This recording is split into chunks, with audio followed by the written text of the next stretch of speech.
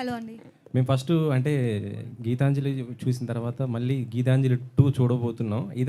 ఈ మధ్యలో మేము అంటే ఫస్ట్ ఎక్స్‌పెక్ట్ చేసింది గేమ్ చేంజర్ వస్తది అనుకున్నాము మీతో, చరణ్ గారితో. కానీ ఇప్పుడు గీతాంజలి 2 నుంచి మమ్మల్ని బాగా అలరిస్తున్నారు. అంటే ఇది 2 చేయడానికి కారణం ఏంటి? మేము 1 చేసి అది రిలీజ్ అయ్యి అంత పెద్ద హిట్ అయినప్పుడు దానికి గీతాంజలి తీస్తే ఇది పక్కన పెట్టిన దీనివల్లేనా అది బ్లింక్ సరికొత్త ఎఫెక్ట్లు వస్తున్నాయి ఇవాళ గీతాంజలి వల్ల.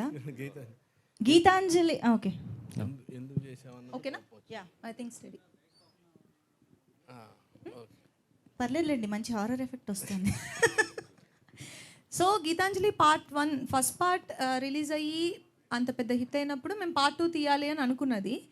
కానీ ఇంత లాంగ్ గ్యాప్ ఏంటి అంటే అందరూ బిజీగా ఉన్నారు, అందరూ వర్క్స్లో బిజీగా ఉన్నారు. సో పార్ట్ 2 కూడా కోన గారు చెప్పినట్టు పర్టికులర్గా ఆ పాయింట్ దొరకలేదు ఇప్పటి వరకు.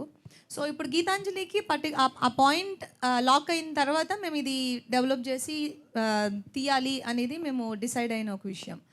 సో గేమ్ చేంజర్ వస్తుంది, నెక్స్ట్ వస్తుంది గీతాంజలి 2 తర్వాత. మీ చేతిలో ఒక బొమ్మ ఉంది, ఆ బొమ్మకి మీకు ఏంటి సంబంధం అసలు? ఇవ్వండి, ఇచ్చేయండి. దాన్ని అదే ఆమె కొనుక్కొచ్చింది డబ్బులు. ఇన్వెస్ట్మెంట్ కాదు, తిను యాక్చువల్గా ఒక ఇంపార్టెంట్ రోల్ ప్లే చేస్తుంది మూవీలో. అందుకనే ఒక స్పెషల్ ఓపెనింగ్ అండ్ ఇవిడికనే ఒక ఇంట్రొడక్షన్ ఇచ్చింది. అందుకనే మీరు అది మూవీ చూసినప్పుడు మీరు బాగా థ్రిల్ అవుతారు, మీకు నచ్చుతుంది. ఫస్ట్ పార్ట్లో బ్రహ్మానందం గారి క్యారెక్టర్ కూడా చాలా బాగుంది. ఆయన దీంట్లో లేరు కదా, అంటే ఎందుకు ఆయన తీసుకోలేదా లేదా ఆయన బిజీగా ఏంటి సార్? కాదు, అంటే ఇందులో మీరు చూస్తే సత్య, సునీల్ అండ్ ఆలీ వీళ్ళు ముగ్గురు కలిపితే ఒక బ్రహ్మానందం గారు. సో ఆ 1 క్యారెక్టర్ని 3 క్యారెక్టర్స్ చేసాం. ఆ 3 క్యారెక్టర్సే వీళ్ళిద్దరు, ఆలీ, సునీల్ అండ్ సత్య.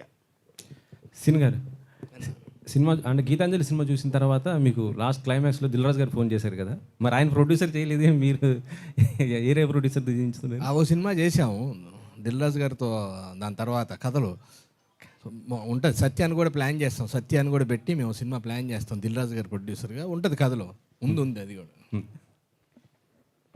వెంకట గారు నమస్తే అండి, నా పేరు సతీష్ అండి. సో అంటే ఇట్లాంటి హర్రర్ థ్రిల్లర్ సంబంధించి సినిమాలు కేవలం అంటే థియేటర్లో జనాల్ని భయపెడతాయని మనం సినిమాలు తీస్తుంటాం. కానీ ఇప్పుడు ఆడియన్స్ భయపడడం మానేసి ఎంటర్టైన్మెంట్ అంటే వినోదం అంటే కామెడీ అంటే ఇంతేనా, భయపడడం అంటే ఇంతేనా అనే స్థాయికి వచ్చారు. అంతకు మించి మీరు భయపెట్టడానికి రాసుకున్న కంటెంట్ ఏంటి? అంటే ఇది మీరు చూస్తే ఇప్పుడు గీతాంజలి 1 మీకు అందులో హారర్ ఎఫెక్ట్స్ కన్నా మీకు నవ్విన సందర్భాలు ఎక్కువ గుర్తుంటాయి. ఒక హారర్ అన్నది బ్యాక్డ్రాపే, దాని వెనకాల ఆ బ్యాక్డ్రాప్లో చేస్తున్న కామెడీ. సో ఆ భయం మనకి ప్యారలల్గా ఉంటూ నవ్వు 10 రెట్లు మనకు ఉంటుంది భయం బ్యాక్డ్రాప్లో. అలా చేసింది తప్ప భయపెట్టడం కన్నా ఎక్కువ బ్యాక్డ్రాప్ ఉంటుంది అలా.